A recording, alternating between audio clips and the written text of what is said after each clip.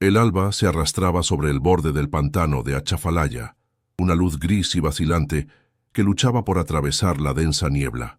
La humedad se aferraba a todo, cubriendo las hojas de los cipreses con un rocío pesado que goteaba sin cesar en el agua oscura y estancada. Al final de un camino de tierra, 2 Ford Modelo T y una camioneta estaban estacionados de forma desordenada, con las puertas entreabiertas como bocas mudas. Estaban vacíos. El aire, espeso y quieto, solo era perturbado por el zumbido persistente de los insectos. Los vehículos eran un testamento silencioso de una noche de furia y ruido que se había disuelto en la nada, como si el propio pantano los hubiera digerido. En el suelo fangoso, una única antorcha yacía apagada y cubierta de lodo, su combustible agotado hacía horas. La escena entera planteaba una pregunta sin voz. ¿A dónde fueron los hombres que condujeron estas máquinas? El pantano guardaba la respuesta, pero su superficie negra y plácida no ofrecía reflejos, solo un silencio profundo e inquietante. La ley de los hombres terminaba donde comenzaban las raíces de los cipreses. El sheriff local, un hombre corpulento cuyo uniforme se estiraba con tensión sobre su vientre, llegó poco después del amanecer. No mostró ninguna prisa. Caminó lentamente alrededor de los vehículos, sus pesadas botas hundiéndose en el lodo a cada paso. Observó las huellas desordenadas que se adentraban en la vegetación, una maraña de pisadas que hablaban primero de arrogancia y luego de un caos creciente.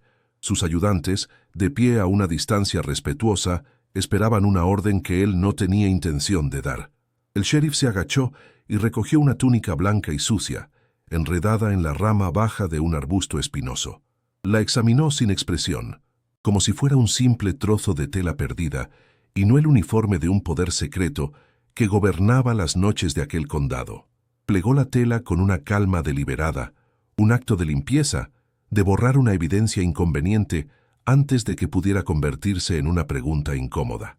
Sabía que su trabajo no era buscar a los hombres desaparecidos, sino gestionar una historia que ya comenzaba a escribirse sola, una historia de fantasmas y terreno maldito. A varias millas de allí, donde el agua del pantano se aclaraba en un arroyo que serpenteaba entre las rocas, el ara lavaba una sábana blanca. Sus movimientos eran rítmicos, metódicos, casi un ritual. Sumergía la tela en el agua fría, la retorcía con una fuerza tranquila que no tensaba sus músculos y la golpeaba contra una gran roca lisa que el arroyo había pulido durante siglos. No había tensión en sus hombros, ni asomo de miedo en su mirada. Sus ojos, oscuros y profundos, estaban fijos en su tarea, pero su conciencia lo abarcaba todo. El susurro del viento entre los juncos, el llamado distante de un pájaro acuático, el peso del aire húmedo sobre su piel, para cualquiera que la viera, sería una imagen de servidumbre doméstica, una mujer negra realizando la labor que la sociedad le había asignado. Nadie podría adivinar que sus manos, ahora limpiando la tela de otra persona, eran las mismas que habían desmantelado a un grupo de hombres armados, usando el silencio y el miedo como sus únicas armas. La paz que proyectaba era su mayor camuflaje, un arma más poderosa que cualquier rifle. El aviso no había sido una sorpresa. Hacía una semana había encontrado una de sus trampas para conejos, no vacía, sino destrozada con una violencia deliberada e innecesaria. Los palos estaban rotos, la cuerda de tripa cortada en múltiples pedazos. Era un mensaje de poder, una demostración de que podían entrar en su espacio y destruir lo que era suyo cuando quisieran. Días después, el segundo mensaje apareció, más directo y siniestro. En el tronco de un viejo ciprés que marcaba el sendero hacia su cabaña, alguien había tallado torpemente una cruz dentro de un círculo. El ara pasó los dedos sobre la madera herida, sintiendo los bordes ásperos del corte. No sintió miedo, sino una fría confirmación de lo inevitable. El mundo de los hombres, con su ruido y su odio, había decidido finalmente recordarle que existía. Ella no reaccionó, simplemente observó, analizó la profundidad de la talla, el tipo de cuchillo utilizado y continuó con sus quehaceres. La preparación no comenzaba con el pánico. Había comenzado años atrás, en el momento en que eligió aquel lugar como su santuario. La noche llegó como siempre, con un manto de humedad sofocante y los sonidos guturales de la fauna del pantano. Pero esta vez, un ruido ajeno rompió la sinfonía natural, el traqueteo de motores de combustión cada vez más cerca, una intrusión mecánica en un mundo orgánico. Desde la sombra protectora de su porche, Elara observó cómo 3 vehículos se detenían bruscamente al final del camino de tierra. Las puertas se abrieron con estrépito. Vio las siluetas de hombres, una docena de ellos, poniéndose sus túnicas blancas bajo la luz cruda de los faros. Encendieron antorchas, y el fuego danzante arrojó sombras grotescas y alargadas que parecían monstruos deformes. Se movían con una arrogancia teatral, riendo y hablando en voz alta, saboreando el terror que asumían que ella sentiría en su interior. No tenían ninguna prisa, creían que el tiempo y la noche les pertenecían por derecho. Ese error fundamental, esa presunción de control absoluto, fue el único regalo que le dieron, el único que necesitaba para poner en marcha el silencioso mecanismo de la supervivencia. Elara no corrió. El pánico era un lujo que no podía permitirse, un ruido interno que ahogaba el instinto y nublaba el juicio. Se movió con una economía de gestos que su padre, un rastreador experto, le había enseñado desde niña. Dentro de la cabaña de una sola habitación, recogió un pequeño bulto de tela de yute que siempre estaba listo, un cuchillo afilado con una hoja de acero oscuro, yesca seca envuelta en cuero para mantenerla a salvo de la humedad y una pequeña bolsa de hierbas medicinales para tratar heridas y envenenamientos. Le dio una última mirada a su hogar, el único espacio seguro que había conocido en 20 años. No había sentimentalismo en esa mirada, solo el reconocimiento frío de que aquel lugar ya estaba perdido, profanado por la simple intención de sus visitantes. Luego, se deslizó por la puerta trasera y se fundió con la oscuridad del pantano. No hizo más ruido que una hoja al caer sobre el agua. Cuando los hombres llegaron al porche, solo encontraron la puerta entreabierta y un silencio que parecía burlarse de la luz de sus antorchas. El hijo del terrateniente, líder autoproclamado del grupo por linaje y brutalidad, fue el primero en entrar en la cabaña. La estancia única estaba vacía, pero el calor del hogar aún emanaba de la chimenea de piedra. Un fantasma de vida reciente. Una taza de té a medio beber reposaba sobre una mesa tosca, el líquido todavía tibio. La normalidad del lugar era una afrenta, una negación de su poder para aterrorizar. Frustrado, pateó una silla de madera que se estrelló contra la pared. El sonido agudo fue absorbido inmediatamente por la noche espesa. Salió a la parte trasera y miró hacia el pantano. Era un muro de negrura impenetrable, vivo con los susurros, clics y graznidos de criaturas invisibles. Por primera vez esa noche, una duda gélida se deslizó en su mente. Esperaban encontrar a una presa acorralada, una mujer paralizada por el miedo. En su lugar, encontraron una ausencia calculada. El silencio del pantano no se sentía vacío, se sentía como si estuviera observando, esperando. La cazadora había desaparecido y el terreno de caza había cambiado de dueño. Antes de continuar, dinos desde dónde estás viendo. Y si esta historia ya te atrapó, considera suscribirte. Mañana, la siguiente no será más ligera. Sepárense, encuéntrenla, ordenó el líder, su voz un poco más tensa de lo que pretendía, una grieta en su fachada de control. Los hombres, envalentonados por el número y la luz danzante de sus antorchas, se adentraron en el laberinto de cipreses y aguas estancadas. Sus botas chapoteaban en el agua turbia, rompiendo la superficie oscura, y sus túnicas blancas se enganchaban en las ramas espinosas como si el propio pantano intentara detenerlos. Eran una incursión ruidosa y torpe en un mundo que exigía sigilo y respeto. Cada rama que rompían, cada maldición susurrada en la oscuridad, era una señal que Elara leía desde las sombras, un punto en un mapa que solo ella podía ver. No estaban persiguiéndola. Estaban siguiendo un camino que ella había trazado para ellos mucho antes de que encendieran sus antorchas. Con cada paso que daban para alejarse de la seguridad de la tierra firme, se adentraban más en el corazón de un territorio donde sus reglas, sus armas y su color de piel no significaban absolutamente nada. La verdadera cacería acababa de comenzar. El día de Elara comenzaba antes que el sol.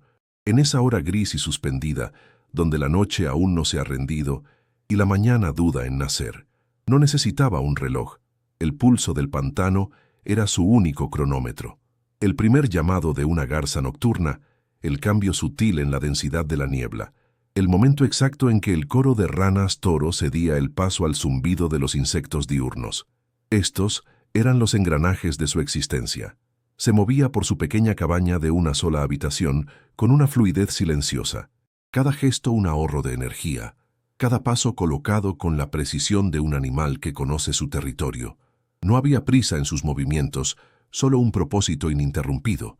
El fuego en el hogar de piedra era encendido con una sola chispa, el agua para el té de hierbas puesta a calentar, mientras sus manos ya estaban ocupadas revisando el filo de su cuchillo de desollar, una herramienta de trabajo, no un arma. Su mundo era un ecosistema de rutinas perfeccionadas, un baluarte contra el caos que reinaba más allá de los cipreses. Cada mañana, su primera tarea era recorrer el perímetro de su territorio, una caminata que para cualquier otro sería un ejercicio de desorientación y peligro.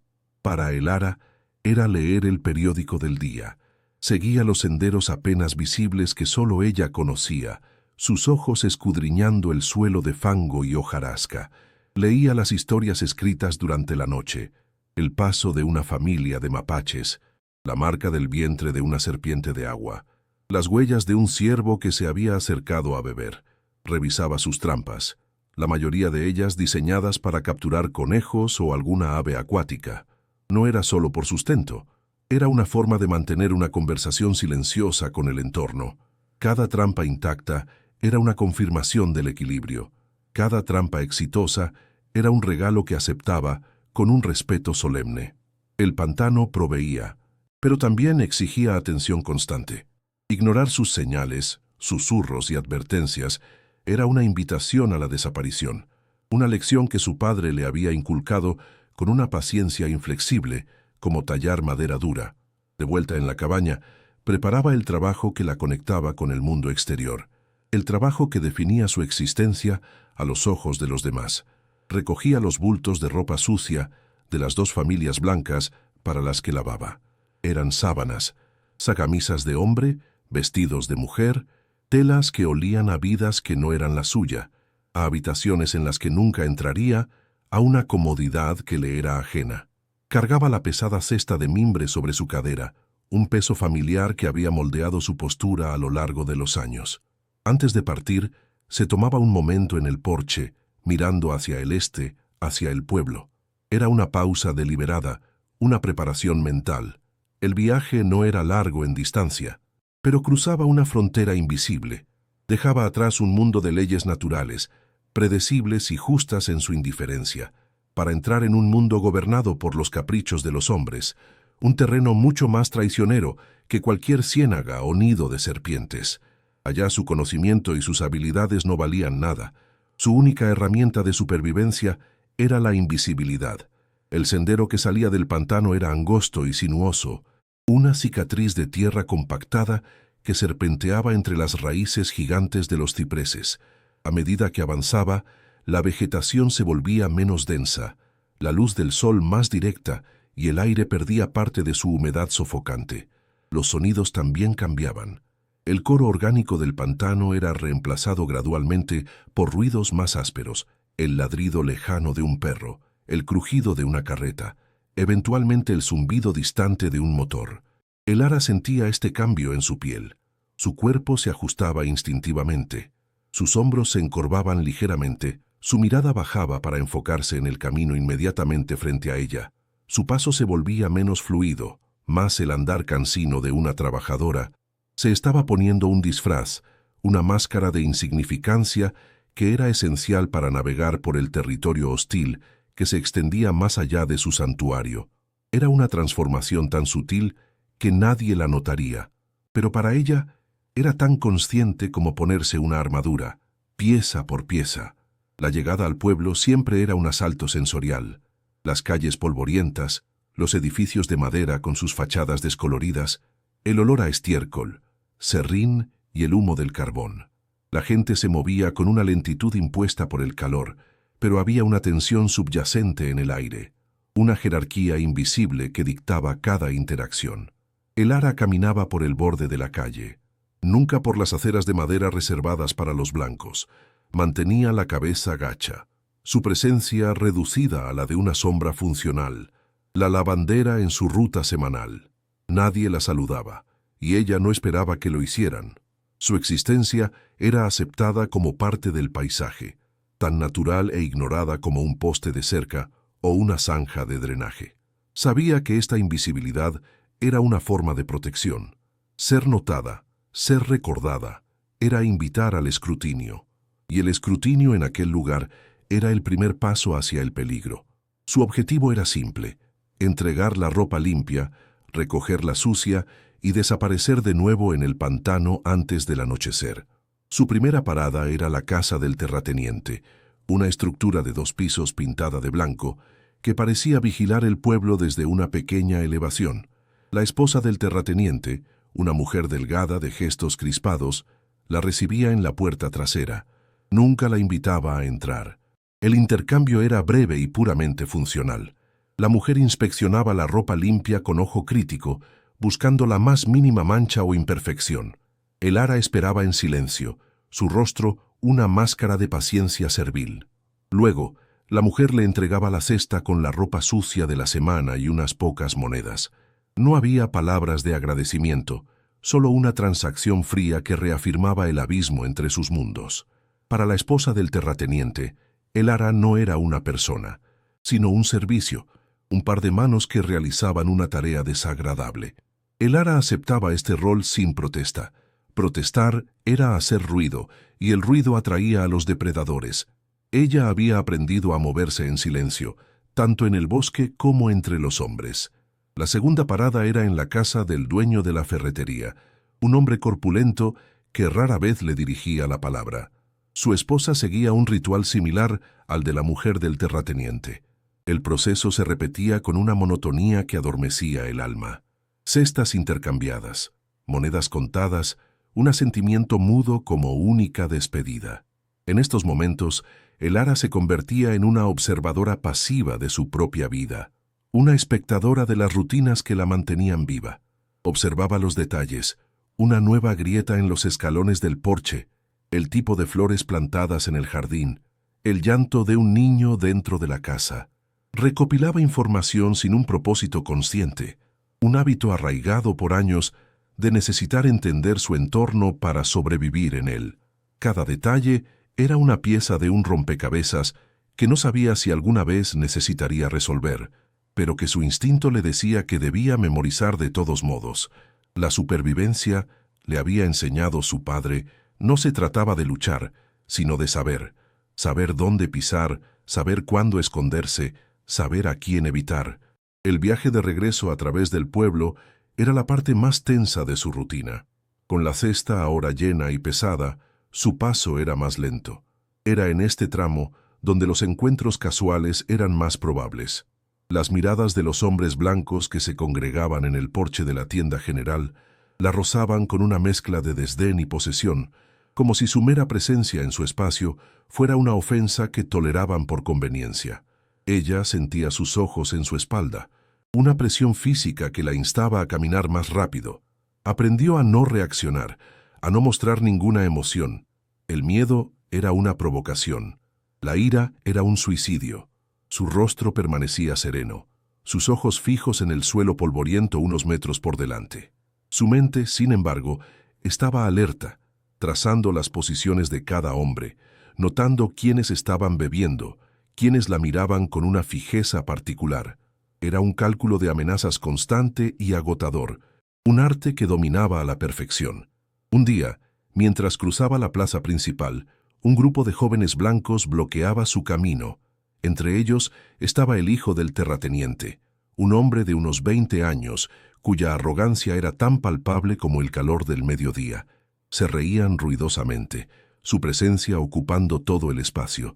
El ara se detuvo, esperando a que se movieran. El hijo del terrateniente se giró y sus ojos se encontraron con los de ella por una fracción de segundo. En esa mirada, el ara vio un aburrimiento cruel, el tipo de aburrimiento que busca entretenimiento en la humillación de otros. No hubo una palabra, solo un silencio cargado de poder. El ara bajó la vista lentamente, deliberadamente, no con la rapidez del miedo, sino con la economía de quien evita un obstáculo innecesario. Después de un momento que se sintió como una eternidad, el joven se burló y le hizo un gesto despectivo para que pasara. Ella obedeció, rodeando al grupo y continuando su camino. No miró hacia atrás, pero sintió la quemadura de su mirada en su nuca hasta que dobló la esquina. El peso de la cesta de ropa parecía haberse duplicado en el camino de regreso. No era solo el peso físico de la tela húmeda, sino el peso del encuentro. Sabía lo que significaba esa mirada. Era una afirmación de dominio, un recordatorio de que su existencia era condicional, sujeta a la voluntad y el capricho de hombres como él. Era una amenaza velada, una promesa de que podía ser aplastada en cualquier momento por cualquier razón, o por ninguna. Mientras se adentraba de nuevo en los confines del pantano, sintió que la tensión en sus hombros comenzaba a disiparse. El aire se volvía más espeso, más familiar. Los sonidos del pueblo se desvanecían, reemplazados por el zumbido de los insectos y el susurro de las hojas. Estaba volviendo a casa, a su fortaleza, al único lugar donde las reglas eran claras y la jerarquía era la de la cadena alimenticia, no la del color de la piel. Pero por primera vez en mucho tiempo, sintió que la frontera entre sus dos mundos se había vuelto permeable, frágil. Llegó al arroyo donde siempre lavaba la ropa. El agua corría fresca y clara sobre las piedras lisas. Dejó la cesta y comenzó el largo proceso. Era un trabajo físico, agotador, pero también era un ritual de purificación. Sumergir las sábanas sucias en el agua, golpearlas contra la roca, retorcerlas hasta que la suciedad se rendía. Con cada movimiento rítmico, sentía que no solo estaba limpiando la tela, sino también su propia mente. El agua fría lavaba el polvo del pueblo, el olor a sudor ajeno y, con suerte, el residuo del encuentro en la plaza. Aquí, rodeada por el sonido del agua corriente y el verde abrumador del pantano, podía restaurar su equilibrio interno. El trabajo de sus manos anclaba su mente, impidiendo que se desviara hacia el miedo o la rabia. La concentración en la tarea era su meditación, su forma de reafirmar el control sobre su propio cuerpo y su propio tiempo, aunque fuera por unas pocas horas. Observaba cómo la suciedad se disolvía en la corriente, una nube marrón que era arrastrada rápidamente por el agua. Era una metáfora simple pero poderosa. La inmundicia del mundo de los hombres podía ser lavada, contenida, eliminada. Aquí, en su dominio, ella tenía el poder de restaurar el orden, de transformar lo sucio en limpio. Era una pequeña victoria, pero era suya. Mientras trabajaba, su conciencia permanecía abierta a su entorno. Registraba el vuelo de una libélula, el chapoteo de un pez en un remanso, la forma en que la luz del sol se filtraba a través del dosel de hojas y creaba patrones danzantes en la superficie del agua. El pantano no era un telón de fondo para su vida, era un participante activo, un ser vivo con el que coexistía. Su seguridad dependía de esta comunión, de su capacidad para escuchar lo que decía en su lenguaje sin palabras. Y en ese momento, el pantano le hablaba de paz, de continuidad, de la normalidad de los ciclos. Cuando la última pieza de ropa estuvo limpia y tendida sobre las ramas bajas para que se secara al sol moteado, el ara se sentó en la orilla del arroyo. Se permitió un raro momento de quietud. El sol de la tarde comenzaba a descender, tiñendo el cielo de tonos anaranjados y púrpuras que apenas se vislumbraban a través del denso follaje. El aire se enfriaba, y los sonidos del día comenzaban a dar paso a la sinfonía de la noche. En esos momentos, el aislamiento no se sentía como una carga, sino como una bendición. El silencio no era vacío, sino lleno de vida. Era una paz ganada con esfuerzo, un santuario construido no con paredes y cercas, sino con conocimiento, respeto y una comprensión profunda del delicado equilibrio que la mantenía a salvo. Era un mundo que funcionaba según reglas que ella entendía y respetaba, un contraste absoluto con la impredecible y arbitraria crueldad del mundo que acababa de dejar atrás. De regreso en su cabaña, la rutina de la noche era tan metódica como la de la mañana. Preparó una comida sencilla con lo que el pantano le había ofrecido ese día, unas raíces comestibles y un trozo de pescado ahumado. Comió lentamente, saboreando cada bocado, consciente del esfuerzo que había costado obtenerlo. Después de comer, se sentó en el porche, dejando que la oscuridad la envolviera. No encendía una lámpara. Sus ojos, completamente adaptados a la penumbra, podían discernir las formas y los movimientos en la noche. Escuchaba el crujido de una rama, el ulular de una lechuza, el chapoteo distante de algo grande moviéndose en el agua. Cada sonido tenía un significado, una ubicación, una intención. Era un lenguaje que había aprendido a hablar con fluidez. En esta oscuridad, en este silencio lleno de voces, el ara no estaba sola. Estaba en el corazón de su hogar, vigilante y en paz. La ilusión de control era completa. Pasaron varios días, la rutina se reafirmó, y el recuerdo del encuentro en el pueblo comenzó a desvanecerse, convirtiéndose en otra nota de advertencia archivada en su mente. La vida volvió a su ritmo predecible. El trabajo, la recolección, la observación, la normalidad era una manta delgada pero reconfortante.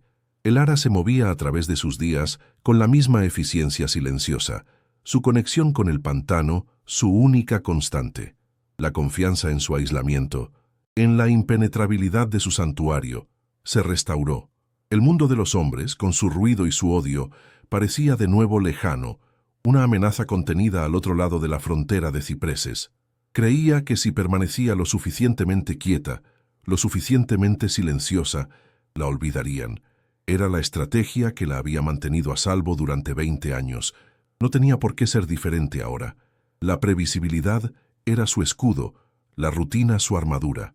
Una mañana, durante su recorrido habitual, notó algo fuera de lugar. Una de sus trampas para conejos, colocada en un pequeño claro bien transitado por los animales, no estaba simplemente vacía, estaba destrozada. Los palos de soporte estaban rotos por la mitad, no mordidos por un depredador, sino quebrados con una fuerza bruta y deliberada. La cuerda de tripa, cuidadosamente trenzada, no estaba rota, sino cortada limpiamente en varios pedazos, como si alguien se hubiera arrodillado para hacerlo con un cuchillo. No había señales de lucha, ni sangre, ni piel. El conejo que podría haber estado allí simplemente había desaparecido. Era una profanación, un acto de violencia sin propósito aparente, más que la destrucción misma. No era obra de un animal. La lógica fría y metódica de la naturaleza había sido reemplazada por algo más, la irracionalidad del hombre. El acto era un grito en el silencio de su mundo. El ara se agachó, su rostro impasible, pero sus sentidos agudizados al máximo. No tocó nada. Sus ojos recorrieron la escena, absorbiendo cada detalle. El fango alrededor de la trampa estaba revuelto. Vio la impresión parcial de una bota, pesada y con un tacón gastado, muy diferente a las huellas de sus propios mocasines o de cualquier animal. La huella apuntaba en dirección al sendero que llevaba al pueblo. Alguien había entrado en su territorio, no por accidente, no persiguiendo un animal. Habían venido a este lugar específico, habían encontrado su trampa y la habían destruido como una declaración. No era un robo, era un mensaje escrito en el lenguaje de la violencia casual, que decía: sabemos dónde estás, podemos llegar a ti, esto que es tuyo, podemos romperlo cuando queramos. El silencio del pantano a su alrededor de repente se sintió diferente. Ya no era un silencio de paz, era el silencio de una emboscada. Se levantó lentamente, su mente trabajando con una velocidad fría y precisa. La ilusión de seguridad se había evaporado como la niebla matutina bajo un sol inclemente. Su santuario había sido violado. No había pánico en su interior, solo una claridad helada, la misma que sentía al rastrear a un animal herido y peligroso. La normalidad había terminado, las reglas habían cambiado. Miró a su alrededor, no al claro donde estaba la trampa rota, sino a los árboles, a las sombras, a las líneas de visión. Su perspectiva cambió instantáneamente de habitante a estratega. El pantano ya no era solo su hogar, se estaba convirtiendo de nuevo en un campo de batalla. La pregunta ya no era si vendrían por ella. La única pregunta que importaba ahora era cuándo, y su respuesta no sería esperar. Su respuesta sería prepararse. El mundo normal había sido una ilusión, y el control que creía tener se había revelado como un préstamo a punto de ser cobrado. En los días que siguieron al encuentro en el pueblo, Elara sintió un cambio sutil en la atmósfera de su mundo. No era algo que pudiera ver o tocar, sino una alteración en la calidad del silencio.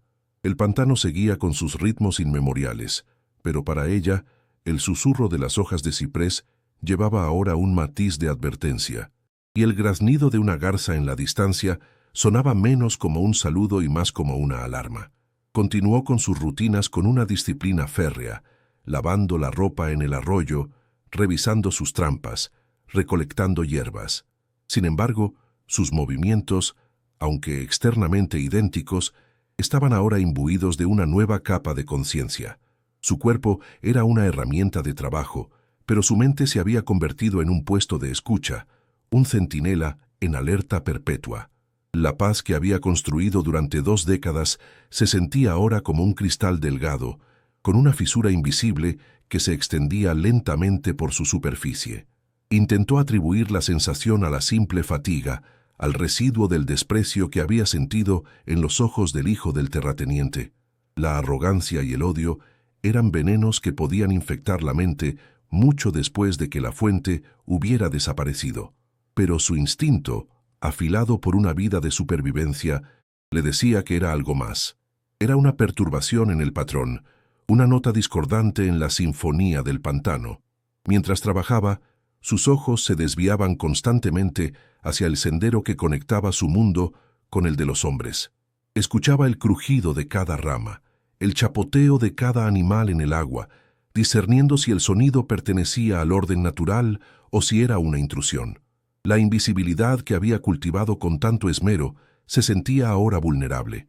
Sabía que ser vista, ser recordada por un hombre como aquel, era como tener una marca puesta sobre ella, una marca que otros de su clase sabrían reconocer. La confirmación llegó una mañana, 3 días después del incidente. Durante su recorrido perimetral, encontró la trampa para conejos destrozada. No había sido obra de un mapache hambriento ni de un jabalí torpe. Los palos de soporte, hechos de madera de nogal dura, no estaban roídos, sino quebrados limpiamente por una fuerza humana. La cuerda de tripa, un recurso valioso que le había llevado horas trenzar, había sido cortada metódicamente en 5 pedazos cortos e inútiles. Alguien se había tomado el tiempo de arrodillarse en el fango para desmantelar su trabajo con una precisión deliberada. Era un acto de violencia fría, no impulsiva. No era para robar la presa, que no estaba allí, ni para sabotear su sustento, que era insignificante para ellos. Era una declaración de poder, un mensaje que no necesitaba palabras para ser entendido. Podemos entrar, podemos destruir, eres impotente ante nosotros. Elara se agachó, su rostro una máscara de calma, pero su corazón latía con un ritmo pesado y controlado. Sus ojos de rastreadora absorbieron la escena completa. El fango alrededor de la trampa estaba revuelto, pero entre las marcas de hojas y ramas distinguió la impresión clara y parcial de una bota de trabajo. Era grande, con un tacón desgastado en el borde exterior, el tipo de calzado que usaban los jornaleros en la granja del terrateniente. La huella era una firma, una prueba irrefutable de que la frontera de su santuario había sido cruzada. Se levantó lentamente, sin tocar nada, dejando la trampa destruida como un monumento a la violación. Miró a su alrededor, no buscando al intruso, sino reevaluando el terreno.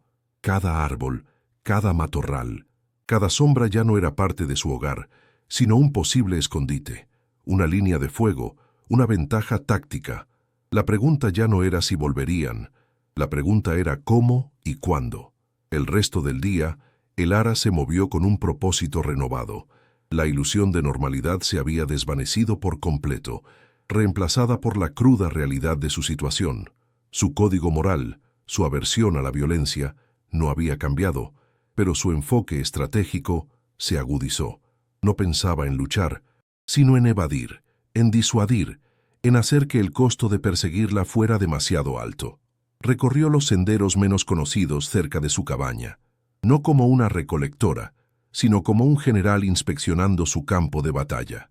Reforzó una sección de un sendero falso con ramas espinosas ocultas bajo una capa de hojas. Desvió ligeramente el curso de un pequeño arroyo para que erosionara el borde de un camino, haciéndolo más resbaladizo e inestable. Eran cambios minúsculos, tan imperceptibles para un ojo inexperto, pero que podían causar retrasos, confusiones y, lo más importante, frustración en cualquiera que intentara moverse con prisa en la oscuridad. No había miedo en sus acciones, solo una concentración absoluta. El trauma de su juventud, el recuerdo del fuego y los gritos, no la paralizaba. Al contrario, la había vacunado contra el pánico. Sabía que el terror era el objetivo de sus enemigos. El terror nubla el juicio, acelera la respiración y convierte a una persona en una presa fácil.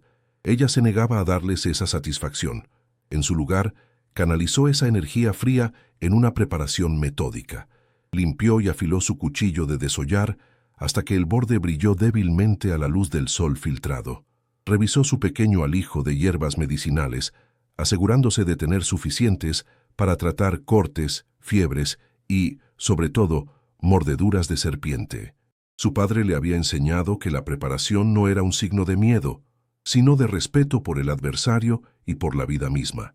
Y ella respetaba la letalidad del odio humano más que a cualquier depredador del pantano. Pasaron otros 2 días en un silencio tenso. La trampa rota permaneció sin tocar, una cicatriz en el paisaje que le recordaba constantemente que estaba siendo observada. El ara limitó sus movimientos, permaneciendo cerca de la cabaña, usando el tiempo para fortalecer sus defensas invisibles. Creó señuelos auditivos, ristras de conchas de río secas colgadas en lugares estratégicos, tan bien escondidas que solo una ráfaga de viento fuerte o el paso de un cuerpo grande las haría sonar. Un sonido sutil pero antinatural en la quietud de la noche. Preparó su pequeño bulto de yute, el mismo que siempre tenía listo, pero verificó su contenido una y otra vez.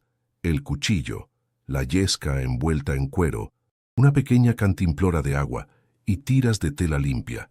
Estaba creando un plan de contingencia, una red de seguridad tejida con conocimiento y previsión. Esperaba no tener que usarla, pero la esperanza no era una estrategia. El segundo mensaje apareció en el 5.º día. Estaba tallado en el tronco de un viejo y majestuoso ciprés que marcaba la entrada al sendero principal hacia su cabaña. Era un símbolo tosco, una cruz dentro de un círculo, el emblema del clan. La talla era reciente, la madera expuesta todavía pálida contra la corteza oscura y rugosa. Había sido hecha con un cuchillo de mala calidad, con prisa pero con una intención inconfundible. A diferencia de la trampa, que estaba oculta dentro de su territorio, este símbolo estaba en el umbral, visible para cualquiera que se acercara. Era una escalada, una declaración pública. Ya no era un susurro, era un grito. Ya no decían, podemos entrar. Ahora decían, este lugar nos pertenece y tú estás aquí solo porque lo permitimos. Era una marca de propiedad, la misma que un granjero pone en su ganado antes del sacrificio. El ara pasó la punta de sus dedos sobre los bordes ásperos de la talla. No sintió ira, solo una profunda y helada resignación. La paz había sido una tregua, no un estado permanente. El mundo de los hombres, con su necesidad insaciable de dominar y destruir, finalmente había extendido sus tentáculos hasta su refugio. Sabía que no había nada que pudiera hacer para detener lo que venía. Cualquier intento de apelar a la ley sería inútil. El sheriff era parte del mismo sistema que producía a estos hombres. Cualquier confrontación directa sería un suicidio. Su única opción era seguir su propio código. El silencio, la evasión, el uso del terreno como su única arma y escudo. El símbolo en el árbol no era solo una amenaza, era una declaración de guerra. Y en esta guerra, ella estaría sola, luchando no por la victoria, sino por la simple supervivencia. Esa tarde, su trabajo en el arroyo tuvo una urgencia diferente. Mientras golpeaba las sábanas contra la roca, cada movimiento era más fuerte, más deliberado. No estaba lavando la suciedad de la ropa, estaba expulsando la tensión de sus propios músculos, preparándolos para el esfuerzo que vendría. Observaba el agua fluir, clara y constante, y encontraba en ella un modelo a seguir. El agua no luchaba contra los obstáculos, los rodeaba, los desgastaba, encontraba el camino de menor resistencia y con el tiempo podía mover montañas. Ella sería como el agua. No se enfrentaría a la fuerza bruta con más fuerza bruta, se volvería fluida, adaptable, persistente. Dejaría que la arrogancia de sus enemigos fuera la roca que los anclara en su lugar, mientras ella fluía a su alrededor, erosionando su confianza y su unidad hasta que se desmoronaran bajo su propio peso. La rutina de la noche se mantuvo sin cambios, una demostración de disciplina ante el caos inminente. Preparó su comida, comió lentamente y luego se sentó en el porche, en la oscuridad. Pero esta vez, no solo escuchaba los sonidos del pantano, estaba escuchando la ausencia de sonido. Esperaba el ruido antinatural que anunciaría su llegada, el traqueteo de un motor, el ladrido de un perro de caza, el murmullo de voces humanas. La noche se extendía ante ella, un velo oscuro y espeso. Para los hombres que venían, la oscuridad era un enemigo, un manto para sus miedos supersticiosos. Para ella, era una aliada, su camuflaje más antiguo y fiable. No sabía si vendrían esa noche o la siguiente, pero sabía que el tiempo de espera casi había terminado. El aire estaba cargado de una electricidad palpable, la calma tensa que precede a una tormenta violenta. Su mente repasó una y otra vez los mapas mentales que había creado durante 20 años. Conocía cada ciénaga, cada nido de serpientes de agua, cada parche de arenas movedizas escondido bajo una capa de hojas podridas. Conocía los senderos que usaban los ciervos y los que usaban los caimanes. Conocía los árboles huecos donde podía esconderse y las corrientes subterráneas que podían enmascarar su olor. Este conocimiento era su única herencia, el legado de su padre, el fantasma del bosque. Él le había enseñado que el verdadero poder no residía en un rifle, sino en la capacidad de convertirse en una parte indistinguible del entorno, en moverse con el ritmo de la naturaleza en lugar de contra él. Los hombres que venían traerían fuego y acero, herramientas de ruido y destrucción. Ella los enfrentaría con silencio y paciencia, las herramientas de la creación y la supervivencia. Mientras la luna comenzaba su ascenso, una pálida astilla de luz en el cielo nublado, Elara sintió que el nudo de tensión en su estómago se disolvía, reemplazado por una claridad cristalina. El período de incertidumbre había terminado. La amenaza ya no era una sombra, sino una certeza, y en la certeza había una extraña forma de paz. Ya no tenía que preguntarse si, solo cómo. Se levantó de su mecedora sin hacer ruido y entró en la cabaña. Le dio una última mirada al espacio simple que había sido su hogar, su santuario. No había tristeza en su mirada, solo el reconocimiento de un capítulo que se cerraba. Tomó su pequeño bulto de yute y se deslizó por la puerta trasera, desapareciendo en la negrura del pantano como si nunca hubiera existido. Dejaba atrás una cabaña vacía, una taza de té a medio beber y un silencio que esperaba, paciente, a sus ruidosos visitantes. El aire fuera de la cabaña era espeso y olía a tierra húmeda y a descomposición, el perfume del pantano. Elara no se alejó. Encontró un lugar en la densa maleza, a unos 50 metros de la parte trasera de su hogar, un lugar que le ofrecía una vista clara del claro sin exponerla. Se acomodó entre las raíces de un ciprés gigante, su cuerpo pequeño y quieto fundiéndose con las sombras. Su respiración se hizo lenta y superficial, sus sentidos completamente abiertos. Ahora era parte del pantano, un depredador silencioso en su propio territorio. No estaba huyendo, estaba esperando, estaba observando. Les daría la ilusión de que la habían ahuyentado, de que la presa estaba asustada y corriendo a ciegas en la noche. Dejaría que su arrogancia los guiara, que su exceso de confianza fuera su brújula, y los seguiría, no como una víctima, sino como una pastora guiando a su rebaño hacia el matadero. Los hombres se adentraron en el pantano con la arrogancia de conquistadores.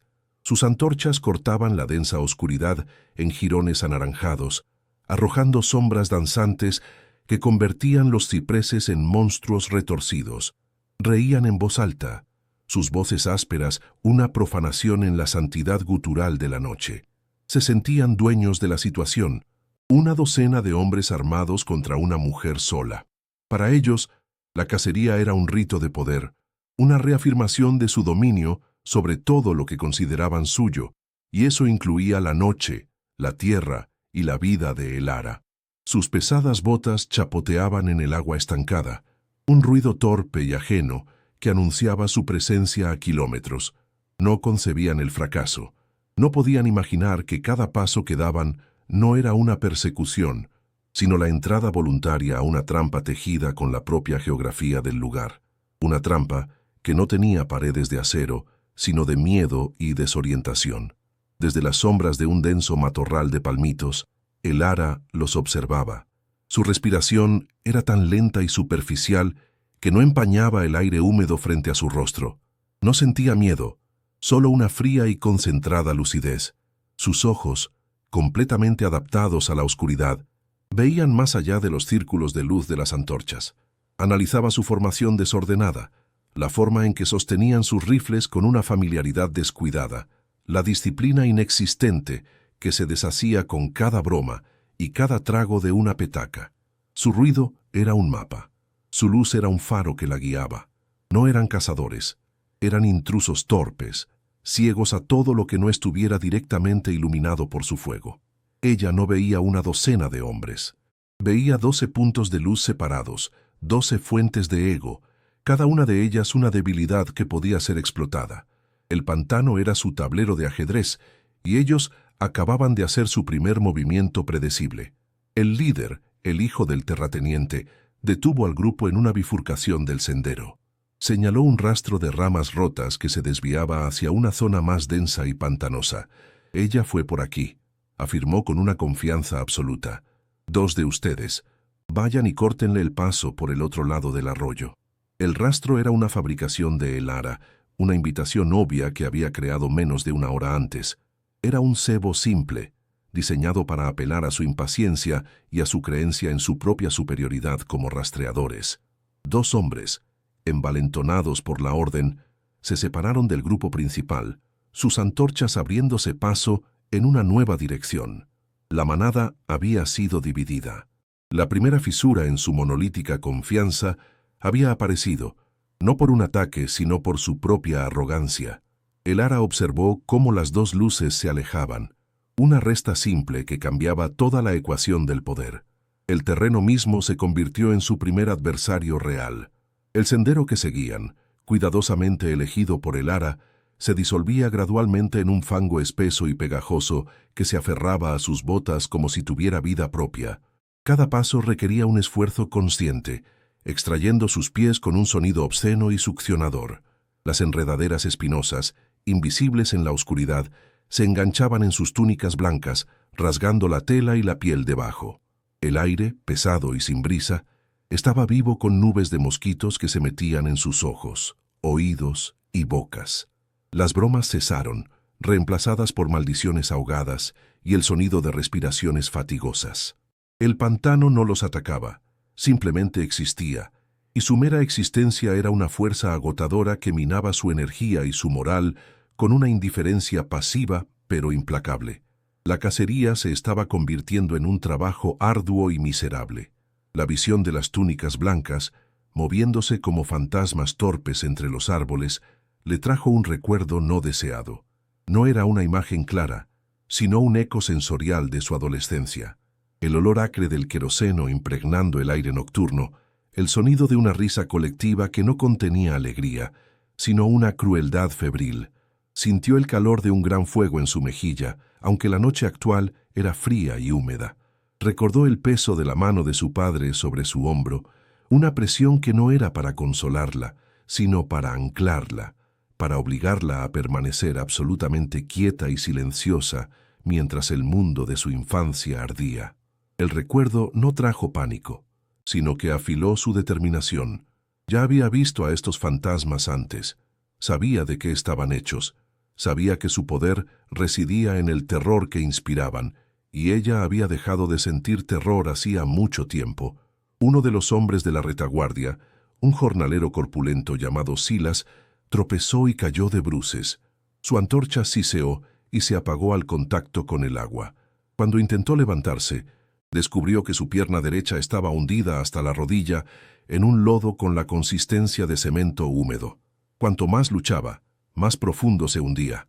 «¡Ayúdenme!», gritó, y por primera vez su voz no contenía bravuconería, sino una nota aguda de pánico genuino.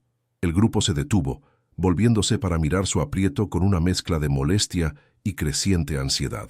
El incidente rompió el ritmo de su avance y concentró su atención en un solo punto, convirtiendo a la partida de caza en un torpe equipo de rescate.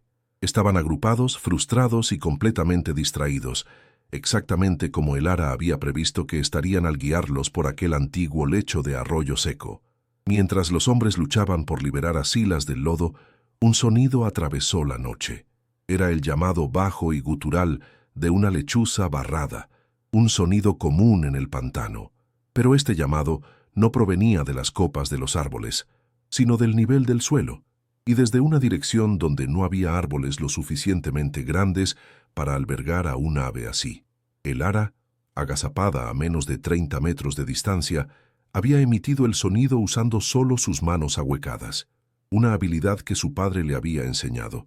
Era una nota sutilmente discordante en la sinfonía natural, un detalle incorrecto. No era una amenaza directa, sino una pregunta plantada en la mente de sus perseguidores. Un susurro de extrañeza, diseñado para alimentar la semilla de la duda, para hacerles sentir que el entorno que creían conocer estaba empezando a comportarse de forma impredecible. La reacción al llamado fue inmediata y divisiva. «Es solo una maldita lechuza», espetó el líder, impaciente por el retraso. Pero otro hombre, más joven y supersticioso, miró hacia la oscuridad con los ojos muy abiertos. «Sonaba demasiado cerca», susurró. «Y raro». Se produjo una breve discusión, una fractura en su propósito unificado. Empezaron a mirar las sombras con una nueva suspicacia. Cada crujido de una rama, cada chapoteo en el agua, que antes habían ignorado, ahora era un potencial presagio. La paranoia, un veneno más potente que cualquier mordedura de serpiente, comenzó a extender su efecto. El Ara no necesitaba atacarlos, solo necesitaba hacer que el pantano, su aliado silencioso, pareciera hostil y consciente.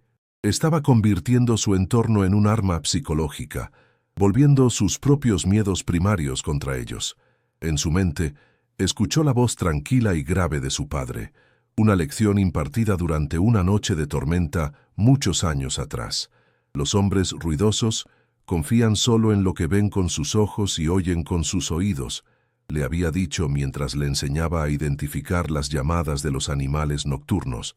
Su mundo es pequeño, limitado por el alcance de su luz. Si les haces dudar de esa luz, si haces que los sonidos familiares se sientan extraños, su mundo se encoge hasta que no hay nada más que miedo. No luches contra el hombre, hija. Lucha contra su certeza. Este recuerdo no era una distracción, era un manual de estrategia. Ella no era simplemente una lavandera que huía, era la heredera de un conocimiento antiguo, la aprendiz de un hombre conocido como el fantasma del bosque, y estaba aplicando sus lecciones con una precisión devastadora. El primer hombre desapareció en un silencio casi absoluto. Se había quedado atrás solo un instante para ajustarse una bota que se le había atascado en el lodo, un acto mundano en una noche que había dejado de serlo. Cuando se irguió, el grupo estaba a unos metros de distancia, sus antorchas un faro parpadeante en la niebla. Dio 2 pasos para alcanzarlos, pero su pie no encontró suelo firme, sino un vacío suave y absorbente. No hubo un grito, solo un jadeo ahogado cuando el agua helada y el fango le llegaron al pecho. Sus manos se agitaron brevemente, buscando algo a lo que aferrarse en la oscuridad, pero solo encontraron raíces resbaladizas y la superficie indiferente del agua. La luz de las antorchas se alejó, ignorante de su lucha silenciosa. El pantano lo reclamó con una eficiencia tranquila, borrando su presencia sin dejar una sola onda en el agua negra, como si nunca hubiera existido en primer lugar.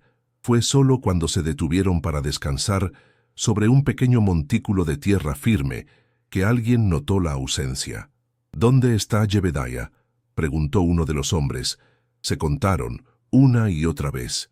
Eran 9, sin contar a los 2 que se habían separado antes. Faltaba uno. El silencio que siguió a esta constatación fue más pesado que la humedad del aire. No habían oído nada, ni un grito, ni un chapoteo, ni una llamada de auxilio. Simplemente se había desvanecido. La arrogancia que les quedaba se hizo añicos, reemplazada por un miedo frío y tangible. El enemigo ya no era una mujer solitaria que huía. El enemigo era el propio pantano, un laberinto silencioso y devorador que los estaba eliminando uno por uno sin hacer ruido. Sus rifles de repente se sentían inútiles contra un adversario que no podían ver ni oír. Elara observaba su creciente pánico desde la seguridad de una rama baja de ciprés. No había triunfo en su corazón, solo una pesadez sombría. Cada desaparición, cada giro del tornillo psicológico, era una acción necesaria pero dolorosa. Recordó las manos de su padre, callosas por el trabajo pero increíblemente diestras, mostrándole cómo construir una trampa de caja para un conejo. El objetivo no es hacer daño, le explicó, es contener, neutralizar. El dolor innecesario es un ruido, y el ruido atrae a depredadores más grandes. Ella se aferraba a ese principio como a un talismán, no estaba matando, estaba conteniendo, estaba permitiendo que el pantano, con su lógica fría e imparcial, neutralizara una amenaza que ella no podía enfrentar directamente. Pero la distinción, en la opresiva oscuridad de la noche, se sentía cada vez más delgada y frágil. La desaparición de Yebedía rompió la ya frágil cohesión del grupo. «Deberíamos volver», exclamó el hombre más joven con la voz temblorosa. «Este lugar está maldito». El hijo del terrateniente, sintiendo que su autoridad se desmoronaba, se volvió hacia él con furia. «Cállate, cobarde. ¿Vas a dejar que una mujer nos asuste?» «Ella no es la que me asusta», replicó el joven, señalando la oscuridad circundante. «Es esto». Las acusaciones comenzaron a volar. Algunos culpaban al líder por haberlos llevado allí. Otros se acusaban mutuamente de no haber estado atentos.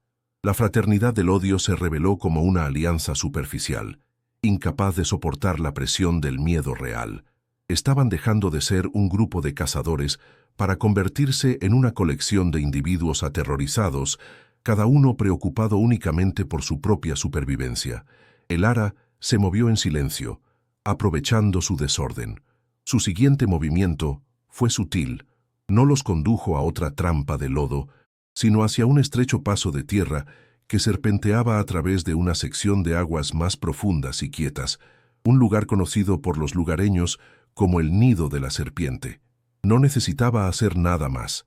El paso de casi una docena de hombres torpes, con sus vibraciones y el calor de sus antorchas, sería suficiente para perturbar a los habitantes del agua. No era un ataque, era una presentación. Estaba introduciendo a los intrusos en la casa de los verdaderos dueños del pantano, sabiendo que las serpientes de boca de algodón no distinguían entre intenciones y simplemente reaccionaban a la invasión de su territorio con una eficiencia letal y silenciosa. El grito fue agudo, inhumano, y se cortó abruptamente. Uno de los hombres, que caminaba por el borde del agua, había sido mordido. En la confusión que siguió, mientras los demás retrocedían horrorizados del borde del agua, otro hombre entró en pánico. Ignorando las órdenes del líder, se dio la vuelta y corrió a ciegas en la dirección de la que habían venido, su antorcha desapareciendo rápidamente en la niebla. En menos de un minuto, el grupo se había reducido en 2 más. La disciplina se había evaporado por completo. La partida de caza se había convertido en una desbandada. Ya no pensaban en encontrar a Elara, solo pensaban en escapar del pantano, sin darse cuenta de que cada paso que daban para huir los adentraba más en el laberinto que ella había diseñado para ellos. Los hombres restantes, ahora solo 6, se agruparon en un pequeño islote de tierra fangosa, un refugio precario rodeado por todos lados por el agua negra y amenazante. Sus antorchas, que habían ardido con tanta arrogancia horas antes, ahora eran tocones humeantes que arrojaban una luz débil y parpadeante. El aire estaba lleno de los sonidos del pantano, pero ahora cada graznido, cada chapoteo, sonaba como una amenaza directa. El hijo del terrateniente se quedó mirando la impenetrable cortina de oscuridad. Su rostro, antes una máscara de desprecio, ahora estaba pálido y tenso por el miedo. La verdad, fría y devastadora, finalmente se abrió paso en su mente. No estaban perdidos por accidente, no estaban siendo víctimas de la mala suerte, estaban siendo desmantelados, pieza por pieza, con una inteligencia fría y metódica. La mujer silenciosa, la lavandera invisible, no era la presa, nunca lo había sido. Ella era la cazadora. El terror tenía una nueva textura. Ya no era un sobresalto agudo, sino un estado permanente, una atmósfera densa que se respiraba con cada bocanada de aire fétido. Los 6 hombres que quedaban se apiñaban en el pequeño montículo de tierra, un islote de miseria rodeado por un foso de agua negra y silenciosa. Sus túnicas blancas, antes un símbolo de poder y pureza, ahora eran harapos sucios y rasgados, pegados a sus cuerpos temblorosos. La luz de las 2 antorchas restantes parpadeaba débilmente, proyectando sombras temblorosas que parecían burlarse de ellos, danzando como los fantasmas de sus compañeros caídos. El silencio entre ellos era un abismo, lleno de acusaciones no dichas y un miedo primordial que los había despojado de toda su bravuconería. Ya no eran una partida de caza del clan, eran un puñado de niños perdidos en un cuento de terror que se había vuelto insoportablemente real, y la bruja no era una fantasía. El hijo del terrateniente, cuyo nombre era Thomas, intentó aferrarse a los últimos vestigios de su autoridad. Su rostro, habitualmente sonrosado por el privilegio y el alcohol, estaba pálido y surcado de mugre. «Tenemos que mantener la calma», dijo, pero su voz era un graznido ronco, desprovisto de convicción. «Nos moveremos al amanecer». Nadie respondió. Sus hombres lo miraban con ojos vacíos o con un resentimiento apenas disimulado. La jerarquía que los había unido se había disuelto en el lodo. Su linaje, su dinero, su color de piel, todas las monedas de poder en el mundo exterior, no tenían valor aquí. Aquí, el único valor residía en el conocimiento, y él no sabía nada. Se dio cuenta de que su liderazgo había sido una ilusión, una obra de teatro representada para una audiencia que ya se había marchado, dejándolo solo en un escenario oscuro y hostil. El pantano no reconocía su apellido, y la mujer a la que cazaban ni siquiera se había dignado a mostrarles su rostro. La paciencia de Elara era geológica, tan profunda y silenciosa como el propio pantano. Desde su puesto de observación en las ramas entrelazadas de un ciprés caído, los veía como un naturalista observa a una colonia de insectos atrapada. No había odio en su mirada, ni placer en su miedo, solo había una evaluación fría y distante, la misma que aplicaba al rastrear a un animal herido. Estaba calculando su nivel de agotamiento, su estado mental, la probabilidad de que cometieran un error fatal por pura desesperación. El recuerdo de su padre volvió a ella, no con dolor, sino como una guía táctica. «El miedo es un animal hambriento», le había dicho una vez. «Si lo alimentas con incertidumbre, crecerá. Si le das un atisbo de esperanza, una salida falsa, se abalanzará sobre ella sin pensar. La desesperación es más ciega que la oscuridad. Ella esperaría a que su hambre de esperanza los volviera imprudentes. No les ofrecería un camino, sino el sonido de uno». Se movió con la fluidez de una sombra, rodeando su posición hasta quedar al noreste de ellos, en la dirección opuesta a la que debían ir para volver al camino. Ahuecó sus manos, una técnica que había practicado miles de veces, y emitió un sonido. No era el llamado de un animal, era el crujido rítmico y deliberado de ramas secas rompiéndose bajo el peso de una bota, como si alguien caminara con confianza sobre tierra firme a poca distancia. Repitió el sonido 3 veces, con pausas irregulares, creando la ilusión de un sendero seguro justo más allá del velo de la niebla. Era una mentira contada en el lenguaje de la esperanza, una melodía simple para oídos desesperados. Luego, volvió a su silencio, dejando que el cebo flotara en el aire espeso de la noche, esperando a ver cuál de los peces hambrientos mordería primero. El efecto fue instantáneo. Las cabezas de los hombres se giraron bruscamente en dirección al sonido. «¿Oyeron eso?», susurró uno de ellos. Un jornalero llamado Marcus, con un rayo de esperanza frenética en sus ojos. Alguien está ahí, tierra firme. Thomas frunció el ceño, su instinto luchando contra su desesperación. Podría ser una trampa, advirtió, pero su voz carecía de la fuerza para imponer la cautela. Cualquier cosa es mejor que quedarse aquí a morir, replicó Marcus, su voz subiendo de tono. Yo voy. La disciplina se rompió por completo. El miedo a lo desconocido que tenían delante se volvió menos aterrador que la certeza del horror que los rodeaba. La simple posibilidad de escapar, por remota o ilógica que fuera, era un imán demasiado poderoso para resistir. La semilla de la discordia que Elara había plantado antes ahora florecía en una rebelión abierta, nacida del pánico. Incapaz de restaurar el orden y temiendo quedarse solo, Thomas cedió. «Está bien», dijo, tratando de sonar como si todavía estuviera al mando. «Iremos todos, juntos. Manténganse cerca». Su intento de controlar la situación era patético. Ya no era un líder, sino un seguidor de la desesperación de sus propios hombres. Levantaron sus antorchas moribundas y se adentraron en el agua una vez más, moviéndose hacia el sonido prometedor. El agua les llegaba a la cintura, fría y llena de cosas invisibles que rozaban sus piernas. Cada paso era una lucha contra la succión del lodo y el peso de su propio terror. Se movían no como una unidad, sino como una cadena de hombres unidos solo por el miedo compartido. Cada uno de ellos un eslabón débil a punto de romperse. Estaban siguiendo un eco, una ilusión, adentrándose aún más en el corazón del laberinto. Elara los observaba desde una posición paralela, moviéndose sin esfuerzo a través de senderos que solo ella conocía. Los guiaba no con su presencia, sino con su ausencia. El terreno al que los dirigía no era dramáticamente peligroso como las arenas movedizas, sino algo psicológicamente más devastador.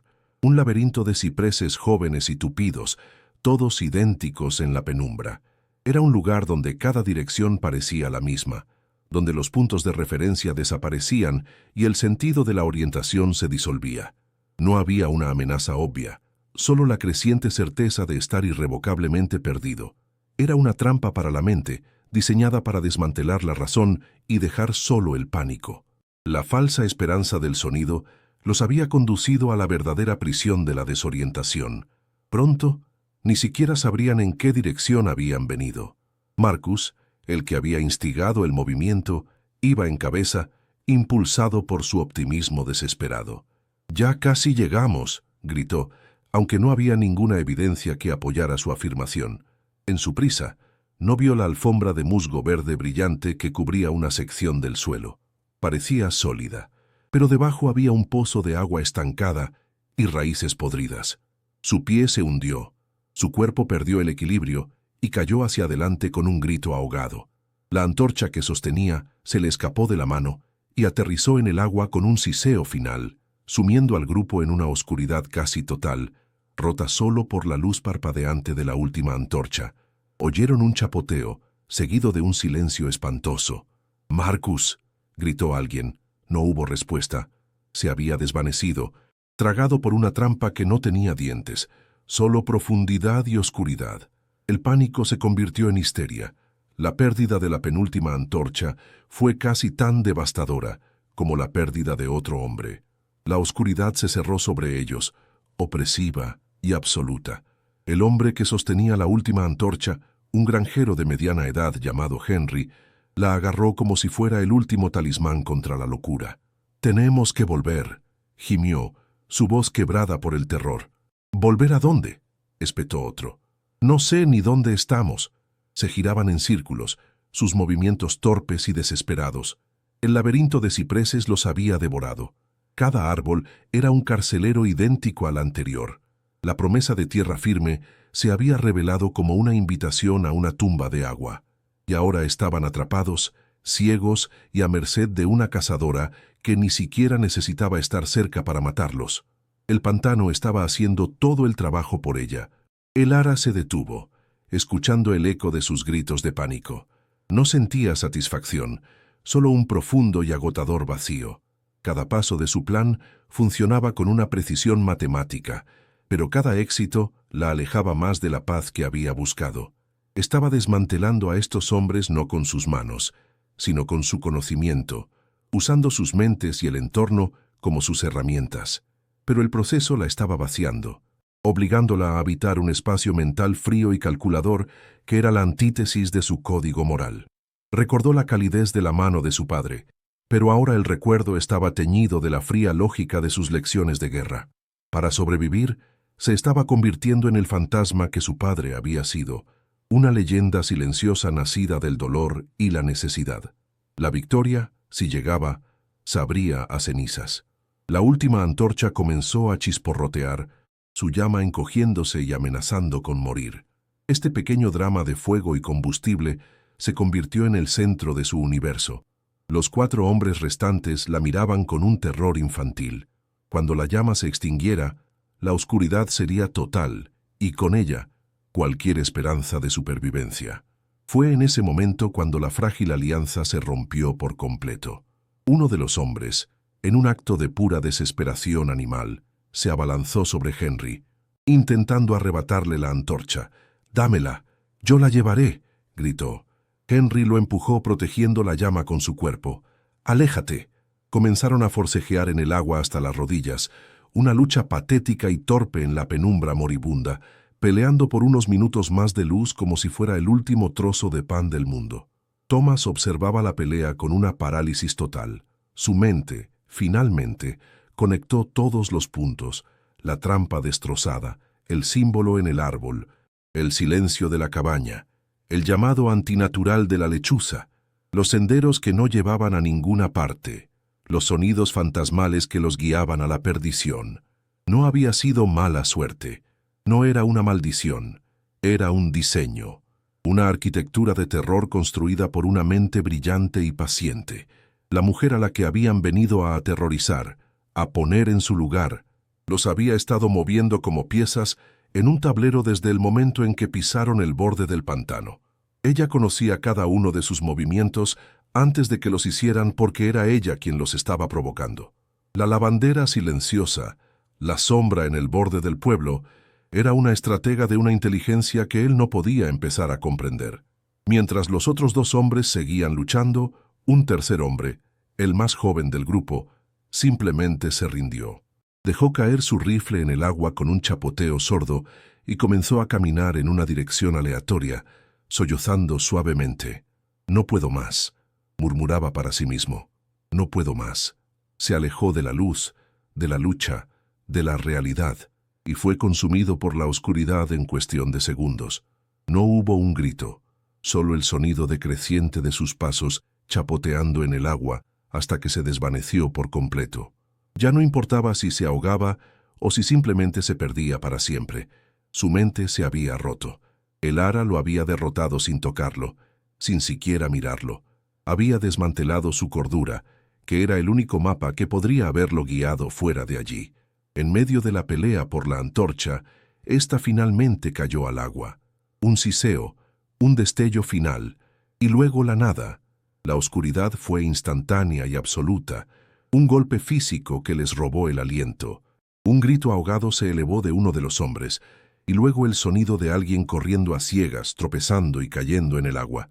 Thomas se quedó inmóvil, solo en una negrura tan profunda que no podía distinguir el agua de sus pies del aire frente a su rostro. El silencio que siguió fue peor que los gritos.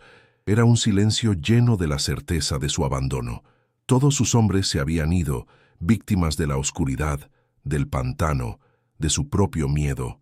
Él era el último, el líder, el cazador, y ahora no era más que un hombre desarmado, ciego y aterrorizado, esperando en el corazón del dominio de su presa. El ara escuchó el siseo final de la antorcha desde la distancia. El sonido marcó el final de una fase de su plan. La manada había sido dispersada y neutralizada. Ahora solo quedaba el líder, aislado y despojado de todas sus ventajas. Se movió hacia su posición, no con prisa, sino con la deliberación de un verdugo que se acerca al patíbulo. No necesitaba el sigilo ahora. Podía caminar normalmente, el sonido de sus pasos en el agua, una señal deliberada de su aproximación. Quería que él la oyera venir.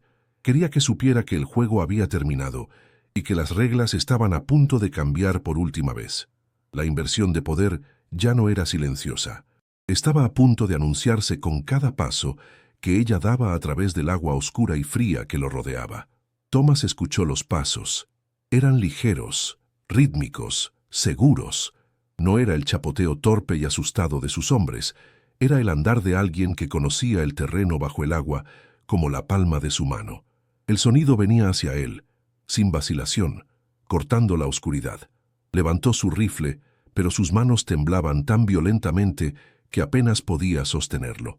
¿A qué le dispararía? ¿A un sonido en la negrura infinita? El terror se apoderó de su garganta, ahogando el grito que quería soltar. La mujer invisible, la mente silenciosa que lo había destruido sin mostrarse, finalmente venía a reclamar su victoria, y él, el hijo del hombre más poderoso del condado, se dio cuenta de que iba a morir allí, en el barro, sin siquiera ver el rostro de la persona que lo había superado en todos los sentidos imaginables. El sonido se detuvo a pocos metros de él. Podía sentir una presencia en la oscuridad, una quietud que era más amenazante que cualquier ruido. Esperó un disparo, un cuchillo en la oscuridad, un grito de triunfo, pero no obtuvo nada. Solo el silencio del pantano y la presencia invisible de la mujer que lo había despojado de todo. El ara no necesitaba atacarlo. Su victoria ya era absoluta. Al dejarlo solo en la oscuridad con la verdad de su propia impotencia, le estaba dando un castigo mucho peor que la muerte. Lo estaba dejando con el conocimiento de que había sido superado, de que su poder era una farsa y de que su mundo, construido sobre la arrogancia y la violencia, había sido desmantelado por una lavandera silenciosa a la que ni siquiera había considerado un ser humano completo. El amanecer comenzó a filtrarse a través del denso dosel de cipreses, no como una luz de esperanza, sino como un gris y lúgubre espectador. La niebla se arremolinaba sobre la superficie del agua, revelando lentamente la escena de la derrota. Thomas estaba de pie en el agua hasta la cintura, temblando incontrolablemente, su rifle olvidado en algún lugar del fondo fangoso. Estaba solo. No había señales de el ara ni de ninguno de sus hombres. El pantano había borrado casi toda evidencia de la carnicería nocturna, dejando solo a este único superviviente como un monumento viviente al fracaso. Miró a su alrededor con ojos desquiciados, viendo no un paisaje natural, sino las ruinas de su propio mundo. La inversión de poder estaba completa. El cazador no solo había sido cazado, había sido humillado, despojado de su manada y abandonado por su propio valor. La luz gris del amanecer se derramó sobre el pantano como agua sucia, revelando a Thomas. Estaba solo, de pie en el agua hasta la cintura, temblando de una manera que ya no tenía que ver con el frío. La niebla se arremolinaba a su alrededor, una cortina que se abría lentamente sobre un escenario de absoluta desolación. Sus ojos, desorbitados y vacíos, recorrían el laberinto de cipreses idénticos. Era el único superviviente en un cementerio silencioso que la noche anterior había sido su campo de caza. El líder, el heredero, el depredador, se había convertido en el último espécimen de una expedición fallida, un monumento solitario a la arrogancia desmantelada. El silencio del pantano no era pacífico, era el silencio de una tumba recién cerrada, y él era el único que quedaba para escuchar. Entonces, de entre la niebla, ella apareció. El ara no surgió como un fantasma vengativo, ni como una bestia salvaje. Emergió como una mujer, sus pies encontrando un apoyo seguro en el fondo fangoso, con una certeza que desafiaba la lógica del terreno. Se movía con una calma deliberada. El agua apenas se agitaba a su paso. En sus manos no sostenía ningún arma de forma amenazante. Su cuchillo estaba enfundado en su cinturón. Su mera presencia, serena y erguida después de una noche de terror, era el arma más formidable. No había odio en su rostro, ni triunfo, solo el agotamiento profundo y la determinación inquebrantable de una tarea que debía ser completada. La presa, finalmente, se dignaba a mirar a su cazador a los ojos. Thomas la vio y una sacudida de terror puro recorrió su cuerpo. Intentó levantar el rifle, pero sus manos estaban vacías. El arma yacía en algún lugar debajo del agua negra, perdida para siempre. Su mente se fracturó. incapaz de reconciliar la imagen de la lavandera sumisa que bajaba la mirada en el pueblo con esta figura de control absoluto que se le acercaba. Abrió la boca para gritar una orden, una amenaza, cualquier cosa que reafirmara el viejo orden del mundo, pero solo un sonido áspero y ahogado escapó de su garganta. Se dio cuenta, con una claridad devastadora, de que todas las palabras de poder que había conocido eran inútiles aquí. En este dominio, su lenguaje no tenía traducción. Ella no se detuvo. Siguió caminando hacia él, con un ritmo constante e inexorable. El sonido de sus pasos chapoteando en el agua era la única banda sonora de este enfrentamiento final. No era una persecución, era una sentencia que se acercaba. Thomas retrocedió instintivamente, sus pies torpes tropezando con una raíz sumergida. Perdió el equilibrio y cayó hacia atrás con un chapoteo patético, el agua fangosa y fría envolviéndolo. Quedó sentado en el lodo, con el agua hasta el pecho, mirando hacia arriba a la mujer que ahora se cernía sobre él, bloqueando la escasa luz del amanecer. La inversión de poder era ahora una realidad física, una geografía de dominación y sumisión. El ara se detuvo frente a él. No lo golpeó, no lo insultó. Simplemente lo observó, su mirada tranquila evaluando el desastre humano que tenía ante sí. Luego, con un movimiento lento y económico, se agachó. Thomas se encogió, esperando el golpe final, el corte del cuchillo.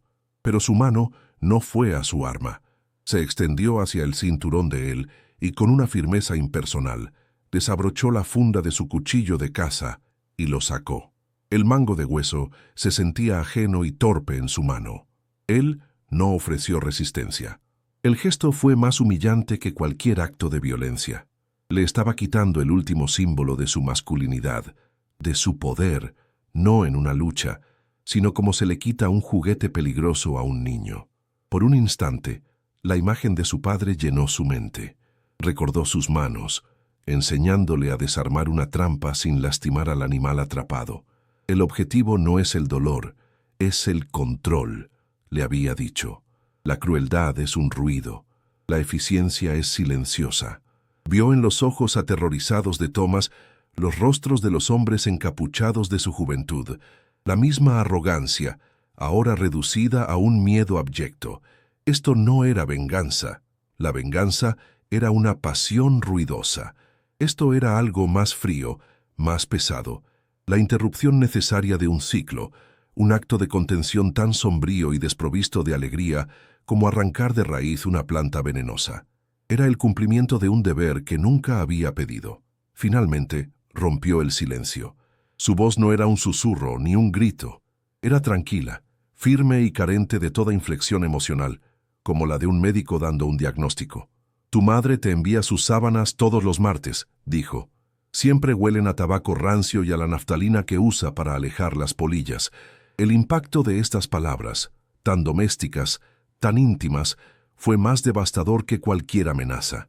No era el monstruo del pantano quien hablaba, era la lavandera, la mujer invisible que había estado en la periferia de su vida, observando, notando los pequeños y sucios secretos de su existencia. Con una sola frase, ella le demostró que nunca había sido un dios, solo un hombre cuyas sábanas sucias necesitaban ser lavadas. Esa fue la verdad que lo rompió. La fachada de poder, construida sobre generaciones de dominio incuestionable, se derrumbó en un instante. Thomas bajó la cabeza, y un sollozo gutural y desgarrado se abrió paso desde lo más profundo de su pecho. No fue un llanto de rabia o frustración, sino el lamento desolado de un alma despojada de todas sus certezas. Las lágrimas se mezclaron con el agua sucia del pantano en su rostro, mientras su cuerpo se sacudía con espasmos incontrolables. El gran líder del Clavern, el terror nocturno del condado, se había disuelto en un niño asustado, llorando en el barro porque la mujer que lavaba su ropa conocía su olor. Mientras Thomas sollozaba, un movimiento en la línea de árboles llamó la atención de Elara. De entre las sombras emergió otra figura. Era Henry, el granjero cuya antorcha había sido la última en extinguirse. No había huido lejos, había estado escondido, paralizado por el terror, observando el enfrentamiento final. Su rostro era una máscara pálida de asombro y miedo. Vio a su líder, roto y llorando a los pies de la mujer que se suponía que debían castigar. En ese instante, Henry comprendió la magnitud de su error, la escala cósmica de su subestimación.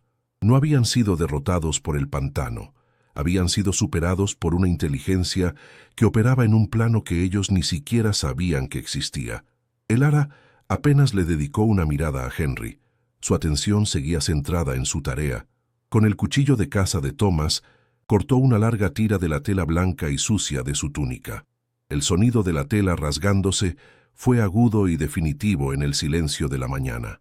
Luego caminó hacia Henry, quien retrocedió tropezando, levantando las manos en señal de rendición.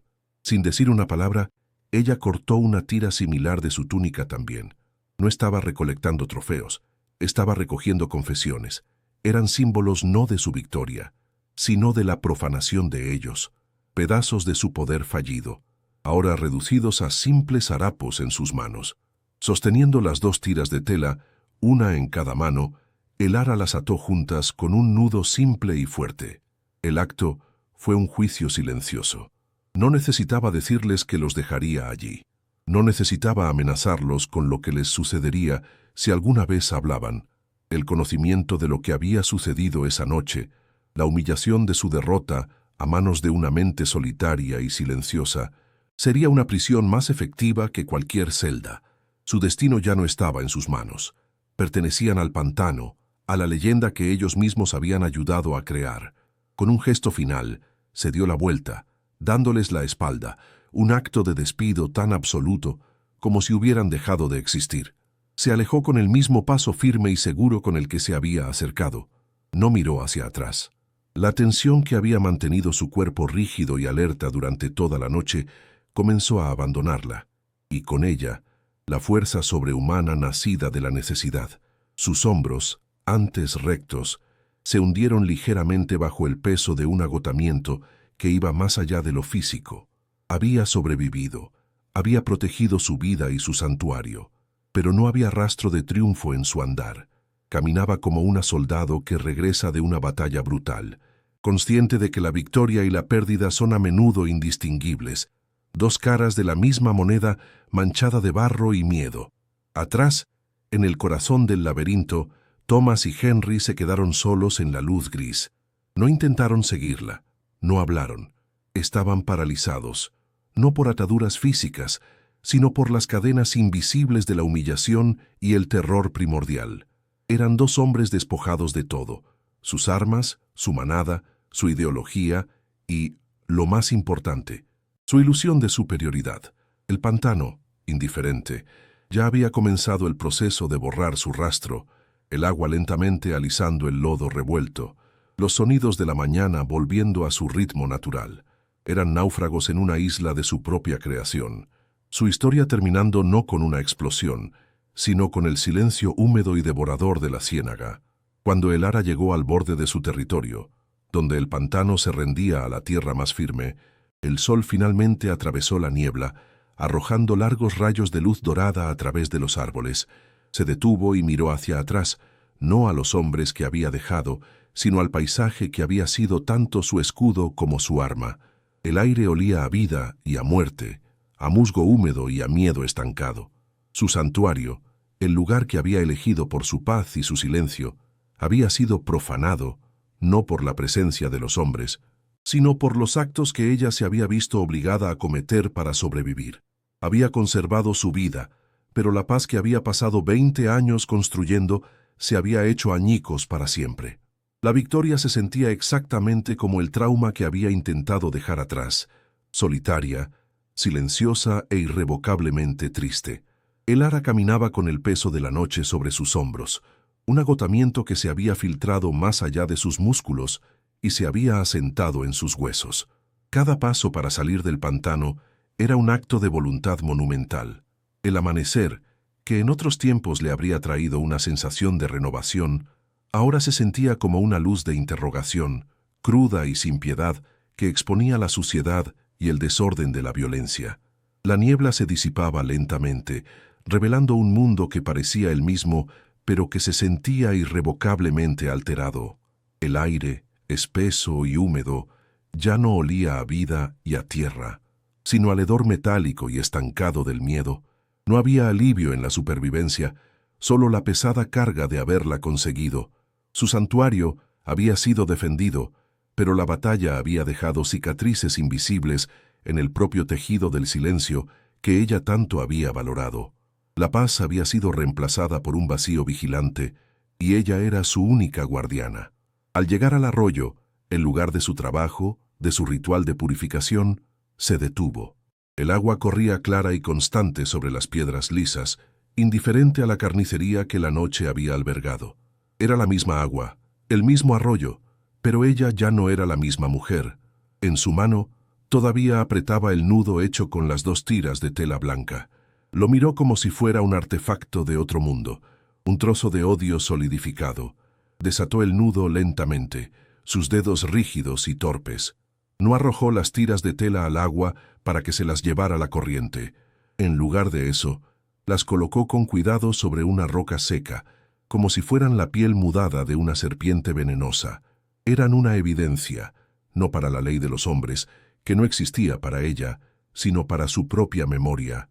Un recordatorio tangible del precio que había pagado por su soledad, del límite que se había visto obligada a cruzar para protegerla. El ara se adentró en el agua fría del arroyo, pero no para lavar la ropa de otros. Se sumergió, dejando que la corriente helada corriera sobre su piel, un intento inútil de lavar algo más profundo que el barro y el sudor. Frotó sus brazos y su rostro con una lentitud metódica, un ritual despojado de toda espiritualidad. El agua podía limpiar su cuerpo, pero no podía alcanzar el frío que se había instalado en su interior, una escarcha permanente en su alma. El recuerdo de la cara rota de Thomas, sus sollozos infantiles, no le traía satisfacción, sino una náusea sorda. Había desmantelado a un monstruo solo para descubrir que dentro solo había un hombre patético y asustado, y esa revelación era más inquietante que cualquier acto de violencia. Había ganado, pero se sentía contaminada por la debilidad de su enemigo, como si su miedo se le hubiera contagiado. El regreso a su cabaña fue el tramo final de una peregrinación hacia un lugar sagrado que ya no existía. Desde la distancia, parecía intacta, un refugio de madera oscura enclavado en el verde del pantano, pero a medida que se acercaba, veía las heridas. La puerta trasera, que había dejado entreabierta, colgaba ligeramente torcida de un gozne. El porche estaba cubierto de huellas de barro superpuestas, una profanación de su umbral. El aire alrededor de la cabaña se sentía estancado, cargado con el eco de la arrogancia y el pánico. Este lugar, que había sido su caparazón, su fortaleza de silencio, ahora se sentía como una escena del crimen. Sabía que incluso después de limpiar cada rastro de barro, nunca podría borrar la memoria de su invasión. El santuario se había convertido en un monumento, un recordatorio constante de que ningún muro es lo suficientemente alto para mantener fuera al mundo. Dentro, el desorden era un testimonio silencioso del caos. La silla volcada, la taza de té derramada sobre la mesa de madera tosca, el olor a sudor masculino y a miedo, impregnando el pequeño espacio. Era como si el fantasma de la violencia se hubiera quedado a vivir allí. El ara no comenzó a limpiar. Simplemente se quedó de pie en medio de la habitación, observando la profanación. Cada objeto fuera de lugar era una acusación. Se dio cuenta de que el aislamiento que había buscado no era solo una elección, sino una necesidad frágil. Y en una sola noche, esa fragilidad se había hecho añicos. Para sobrevivir, había tenido que convertirse en el fantasma que su padre le había enseñado a ser, pero ahora ese fantasma la perseguiría dentro de las mismas paredes que se suponía debían protegerla. La victoria había asegurado su vida, pero le había robado su hogar. Días después, la noticia de la desaparición de los hombres se extendió por el pueblo como una enfermedad silenciosa. El sheriff llegó al borde del pantano. Observó los vehículos abandonados y caminó por el perímetro con una lentitud deliberada. No organizó una partida de búsqueda. No hizo preguntas difíciles. Su trabajo no era encontrar la verdad, sino construir una mentira lo suficientemente sólida como para que la comunidad pudiera vivir con ella. Se fueron a buscar trabajo a la ciudad, dijo a quien quisiera escuchar. Siempre hablaban de ello. La gente aceptó la historia con un alivio demasiado rápido. Una conspiración de negación colectiva. Nadie quería mirar hacia el pantano. Nadie quería contemplar la posibilidad de que el orden natural del poder, tan absoluto y predecible, pudiera haberse invertido de una manera tan completa y aterradora. El silencio se convirtió en la política oficial del condado. En las semanas que siguieron, el poder del clan en la región se evaporó. No fue desmantelado por la ley ni por la oposición, sino que se pudrió desde dentro por el miedo. Los miembros restantes, al no tener noticias de su líder ni de sus compañeros más ruidosos, se distanciaron de la organización. Las túnicas blancas fueron quemadas en secreto o enterradas en el fondo de viejos baúles. La violencia nocturna cesó, pero el miedo no desapareció. Simplemente cambió de forma. Ya no era el miedo a un hombre con una capucha, sino un terror supersticioso hacia el propio pantano. Se convirtió en un lugar tabú, un terreno embrujado del que se contaban historias en susurros. Los padres advertían a sus hijos que no se acercaran, y los cazadores buscaban presas en otras direcciones. El pantano, sin quererlo, se había convertido en el guardián de Elara. Su reputación maldita era una cerca más efectiva que cualquier alambre de espino. Elara reanudó su rutina con la precisión de un autómata. Cada martes, caminaba hacia el pueblo para recoger la ropa sucia. El sendero era el mismo, el peso de la cesta era el mismo, pero el mundo a su alrededor la percibía de manera diferente, aunque no supieran por qué. La gente ya no la ignoraba por completo. En su lugar, apartaban la mirada activamente, como si temieran que sus ojos pudieran atraer una atención no deseada. Su invisibilidad se había transformado. Antes era la invisibilidad de la insignificancia, ahora era la invisibilidad del tabú, de algo que es mejor no ver, no reconocer. Caminaba a través de un mar de miedo tácito, una reina silenciosa en un reino de cobardes, un poder que nunca había deseado y que ahora llevaba como una segunda piel, pesada e incómoda. La parada en la casa del terrateniente se había convertido en un ritual tenso. La esposa de Thomas, una mujer que antes la trataba con un desdén casual, ahora apenas abría la puerta. No la miraba a los ojos. El intercambio de cestas se realizaba en un silencio absoluto, sus manos temblando ligeramente al entregar la ropa sucia de su hijo desaparecido. No había preguntas ni acusaciones, solo un abismo de conocimiento no expresado entre las dos mujeres. La señora de la casa sabía, en algún nivel primordial, que no se atrevía a articular, que la mujer que tenía delante era la respuesta a la pregunta que consumía sus noches. Y Elara, al recibir la cesta, aceptaba no solo un trabajo, sino también el peso de ese secreto, un vínculo oscuro y perpetuo forjado en la violencia y el silencio. En su camino de regreso, Elara pasaba junto al gran ciprés que marcaba la entrada a su territorio. El símbolo del clan, tallado en su corteza, seguía allí. La madera herida había comenzado a oscurecerse, la cicatriz volviéndose parte permanente del árbol. Cada vez que pasaba, sentía un eco de la misma herida en su propio interior. Había ganado, estaba a salvo. El mundo de los hombres la dejaría en paz, no por respeto, sino por un miedo que ni siquiera entendían. Pero la paz que había conocido antes, una paz nacida de la armonía con su entorno, se había ido para siempre. La había reemplazado una paz impuesta, una tregua vigilante. Su santuario ya no era un lugar de refugio, sino una fortaleza. Y ella era su prisionera, la única habitante de un reino silencioso, construido sobre los huesos de una noche de terror. Llegó al arroyo y comenzó a trabajar. Desempacó la ropa de la cesta, sus movimientos tan rítmicos y eficientes como siempre. Sacó una de las camisas blancas de Thomas, sucia en el cuello y los puños. La tela, que antes era solo un objeto de su labor, ahora se sentía diferente en sus manos, cargada de historia.